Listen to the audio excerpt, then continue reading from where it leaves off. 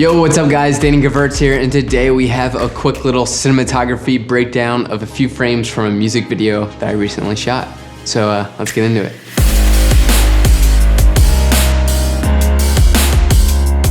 So on this particular music video, it was my first time shooting on the ARRI Alexa Mini, and I decided to partner the Alexa Mini with Kawa, Evolution, and Amorphix. So all these lighting setups that you're about to see are all setups that you could probably achieve yourself right now. We didn't have a huge budget, so I basically just kind of used the lights that I had available. So before we keep talking, let's start breaking down some frames. All right, so checking out our first frame here, it's like a nightlife bar vibey type video situation that we have going on here. And so first and foremost, our key light. What is our key light? Our key light you can actually see in the mirror back here because I'm an idiot.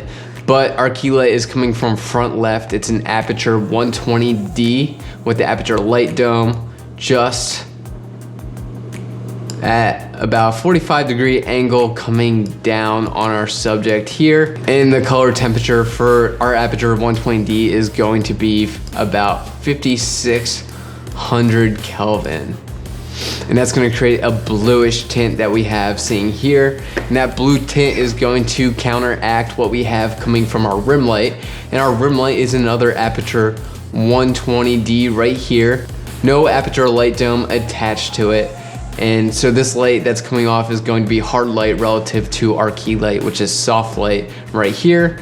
I have a CTO gelled onto this 120D. If you don't know what CTO is, that is color temperature orange. And so we have this light that is rim lighting basically our entire scene here, creating some nice edge light on our subject right here. And again, this orange light is contrasting with our cooler key light. Another reason why we wanted to put a CTO onto our 120D back here is to kind of fit in with the room practical lights. They're giving off like an orangey tungsten type look, and I wanted to kind of fit and motivate my light the same exact way to fit these practicals that you see over top here. The last thing that I did here was put a little quasar tube lying down back here behind the bottles. And what this quasar tube back here is doing is illuminating these bottles, creating a little bit more depth in the image by contrasting light with this dark edge right here. It's also creating more of that blue and orange separation. So yeah, that's a very simple lighting setup right here, and I think it looks good. If I wasn't such an idiot and you couldn't see the 120D, I think it'd be, you know, close to perfect. So that's that frame. Let's go on to the next one. So this frame right here is kind of from the same scene that we just saw, but it's even simpler. We're only using two lights in this situation.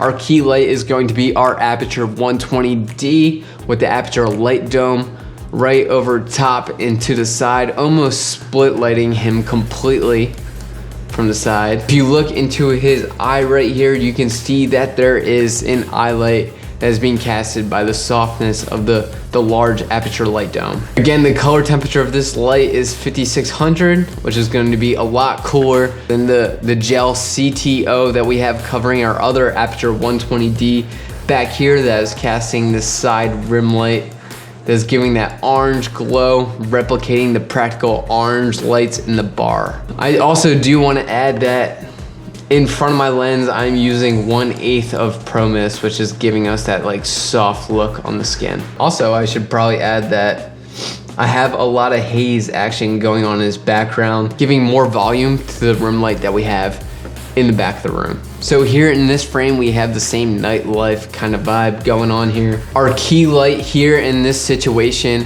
is the aperture 120D directly overhead with a light dome attachment to soften up that light.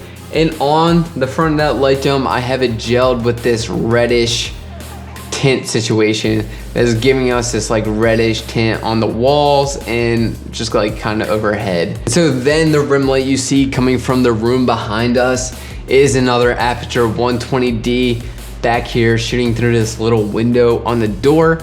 And this is going to be hard light, no modifiers attached to the 120D again. Typically hard light is great for rim lighting and backlighting your subject. And on this 120D, I have a bluish green gel covering the face of the light, and that color is creating separation with the red that is coming from over top. Again, we have haze in the background and giving the entire scene a little more quality and higher production look. So yeah, that's all we've really did for this scene, just 2 lights happening. So this scene is very monocolored. It's very similar to the previous frame that we just analyzed. Again, we have the aperture 120D directly overhead with the light dome, soft attachment casting directly down. And then we have a quasar tube back here creating some separation for our subjects to the wall behind them. And actually both these lights are color temperature 5600 Kelvin. And you're probably wondering why it's so blue. Actually in camera, I think I had my white balance set to 3700 Kelvin, which is giving us that bluish tint. And then to add a little bit more flavor to the shot, you can see some like patterns like on his face, and then in the background I actually set up a projector right in front of them. On my laptop I searched on YouTube like funky psychedelic background type thing, and I had that image projecting onto our subject just to give it a little more flair and accent. This was supposed to be like a karaoke type scene, and I just wanted to add some like party vibe to the scene. And the cool thing about this projector is actually giving us some highlight that you can see right here, bringing our characters more to life. So yeah, that's that scene. And let's check out our final frame. So on this next frame, this was actually the easiest scene that we filmed all day. It's really just one light. We have one aperture 120D directly over top with the aperture light dome attachment shooting through to this like reddish blanket, creating a nice soft red, interesting look on our talent.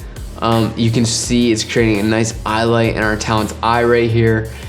And yeah, just looks really cool. I had the camera underneath the cover and just like kind of give you a unique perspective within the music video. So yeah, that was just a quick breakdown of a few frames from the music video that I just shot.